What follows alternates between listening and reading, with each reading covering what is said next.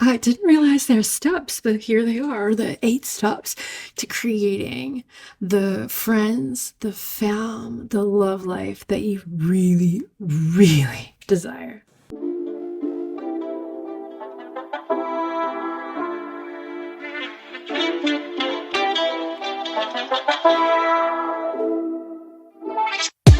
You're listening to the Science and Spirit of Happy podcast, where we discuss the rational, strategic, and psychological methods, but also the deep reasons and spiritual philosophy behind being happy down to the soul.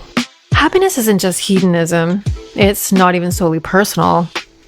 Getting happy dramatically increases your effectiveness in every area, from business and finance to relationships. When we align with our own personal version of ideal, we end up not just happier, but healthier, more whole, more successful and richer, but even loving and loved. It's my opinion that getting happy for yourself is the absolute best way to serve the people in your life. I'm your host, Laura Lee Bowers, master healer and academic researcher, and this is another episode diving into the science and spirit of happy, a logical path to soul. G'day, y'all! Welcome back. It's Casual Friday here at the Science and Spirit of Happy.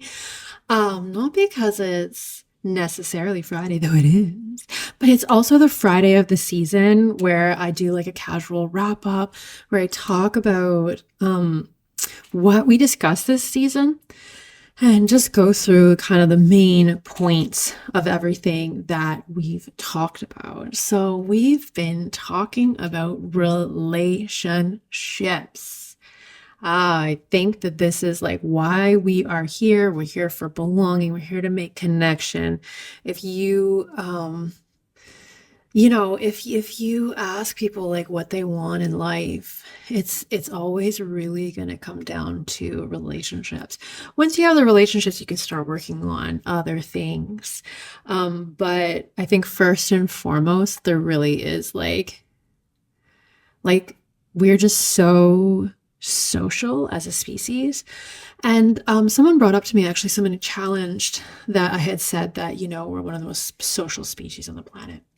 I think I said that we're the most social, and somebody had brought up, like, what about ants and bees?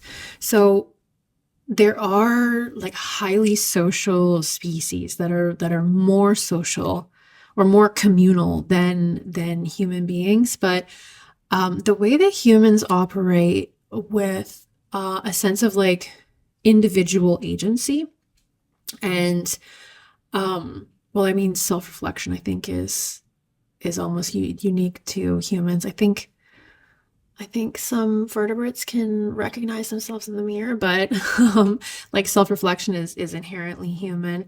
But the way that we decide to work together for mutual benefit, where we decide to cooperate as a means to get to goals and stuff. This is highly, highly unique. And we do this better than any other species. So when I say that we're the most social, I mean that we're the most individually driven to be together. And we're a species that can decide too whether to be together or not, and we still decide always to be together. So relationships are really, really important to us. Relationships are really, really important to us. I really think that we've evolved this way to do all of these wonderful, huge, massive things. And we've evolved this far because each of us kind of plays a role, but we're all individually empowered to kind of create our own wonderful piece of the universe. And the way that we work together while doing that just makes our lives and progress like just exponentially better. So, so yeah, relationships are really, really important, and having good relationships is really, really, really important. And when we weren't born into great relationships, it's almost automatic for us to continue on having unhealthy relationships. So it's really, really important for us to get a handle on this if we're not experiencing good relationships. Even if we don't even know yet, like why, it's really, really important that we start to get to know why. So the first step, I didn't even know they were steps. Okay. I didn't really think they were steps. And I don't think that you need to follow the steps step by step. And I think the steps you keep doing the steps over and over and over again, but they are kind of steps, really. So the first step was turning your heartbreak into love, and that was in 2-2.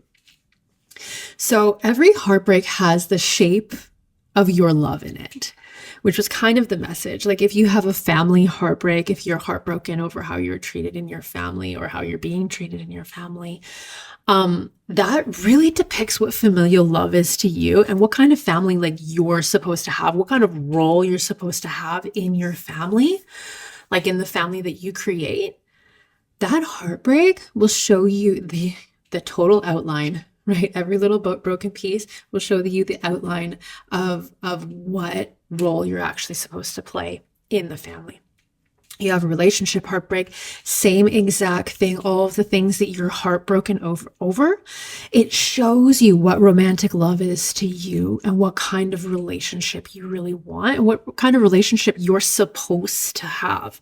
So again, remember, like everything I do, this is not, we're making perfect humans for perfect humans or whatever. Like everything that I do is showing people how to be the people that they're supposed to be, that they're meant to be, right? Like not supposed to be like somebody else telling you, you're supposed to have a career by now. No, like the person that you really want to be, the person that you're destined to be, the person that like your soul like desires to be, but also the person that the entire universe is like backing you to be. That's why it gets really, really easy, because we tap into that. So using heartbreak to clarify your heart and clarify what you want, and learning to ground yourself in love, learning to love yourself, like learning how to love by loving yourself through a heartbreak is a super powerful first step. And then the second step is understanding that who you're around matters.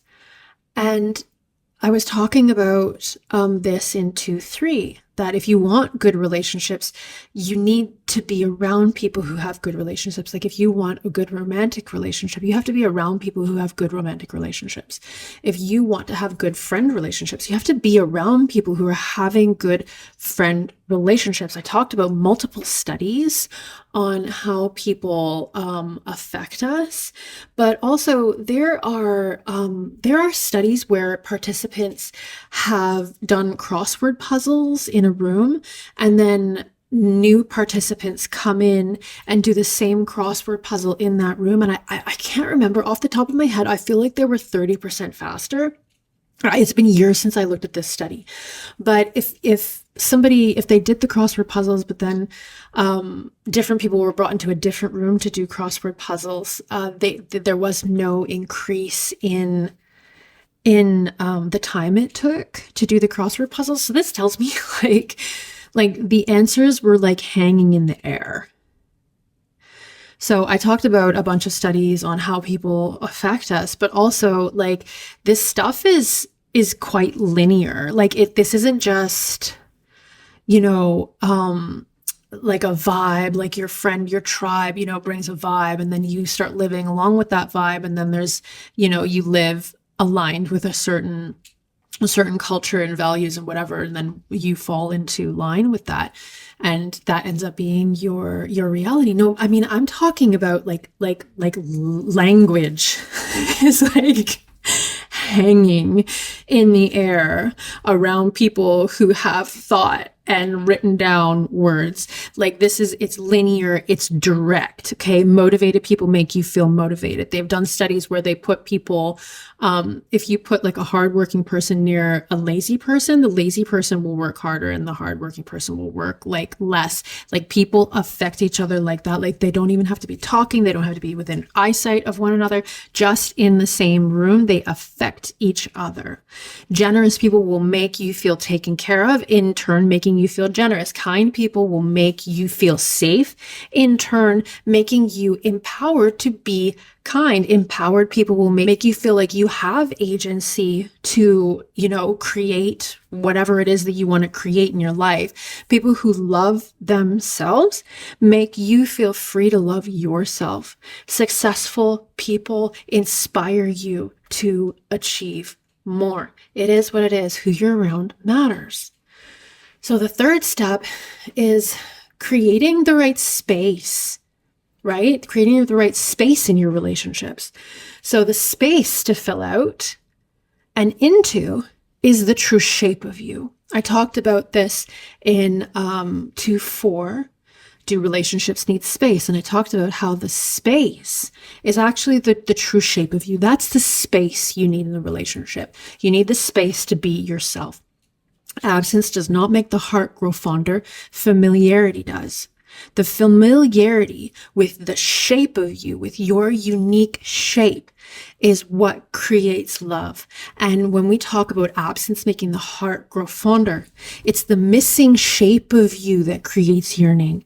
It's the understanding. You remember the heartbreak? And I said that the heartbreak kind of, it outlines the shape of your love. Well, when somebody is gone, it really outlines the shape that they have in your life. This does not go away if you're around, right? The love and the wanting of you to fill that space, it doesn't go away if you're around. If you go away, it makes it a little bit clearer maybe what space you filled, but it isn't the absence. Absence doesn't make the heart grow fonder. Familiarity with your unique shape does. And that's when the shape of you, the space that you fill, might be recognized more clearly. We can see this really, really clearly in grief when we lose somebody for good. And we really see the outline that they had in our lives. But it isn't the absence, right? It isn't the fact that they're gone that made you love them. It's just that now that they're gone, you're recognizing all of the things about them that maybe you didn't consciously recognize how much you loved before. But the absence itself does not create the love. Familiarity creates love. So the fourth step is meeting new people, right? We're talking about meeting new people and how you have to make this balance between safety and vulnerability. I talked about this in the How to Date and Make New Friends episode. So it's kind of like doing the dance, the balancing act between boundaries and openness and letting others be them, giving them the space to fill their unique shape, but also doing you, like leaning into that shape while you're getting to know other people. And I go through that step by step in that episode. And then the next step, we talk about fighting fair. Okay, so what to do in conflict. I talked about the laws of humanity, how it is crucial to be seen, heard, acknowledged, and safe. These are the unwritten rules of relationships. When someone breaks the rules, just like in the legal system, you forfeit some rights. Okay. I talked about the upper brain and the lower brain, and abusers and how to spot one, and why sometimes we lose control and why that's okay. So if you're interested, I would highly recommend checking out that one if any of that is ringing bells in your ears. The next step is becoming irresistible. So I talked about how to become irresistible to like the best kinds of people in your life. And this was always about being yourself. Okay. And, but you have to go and listen to that one because like I tell you how to be yourself. And if you're thinking it's a cop out, or you're like very attracted to this idea that like to be irresistible, all you need to do is be yourself, go and listen to that episode because it's a banger, I think. The next step is like getting over people pleasing and kind of spotting and understanding codependence and dropping that stuff. So I talked about how people pleasing, when we've had the burden of somebody else's emotions put on us, like taking care of somebody else's emotions put on us when we're young, instead of learning how to balance and regulate within ourselves, we try and balance and regulate externally because the person, the parent or the authority figure is teaching us that to feel that how somebody feels on the outside is like our problem, and that's actually how to regulate, like how we get peace and love and safety, how we get the human laws, being seen, heard, acknowledged. But usually in these relationships, the child is not really being seen, heard, or acknowledged at all. But the closest semblance to that is through controlling externally. Okay. So definitely go and listen to that. My little one just got up. Hella casual Friday, kind of popping him in here. But I talked about where people pleasing comes from and how to let it go. And then the last step 8, which is episode 9, how to let the people and relationships go that no longer serve you. So I'm going to go because recording this podcast no longer serves me. And I'm going to go and enjoy my little one and meet up with my husband and have a phenomenal afternoon. So I hope that you are having a wonderful day. And I will see you next season, y'all, when we're talking about parenting. Okay, bye. Say bye-bye. Bye-bye. Bye-bye.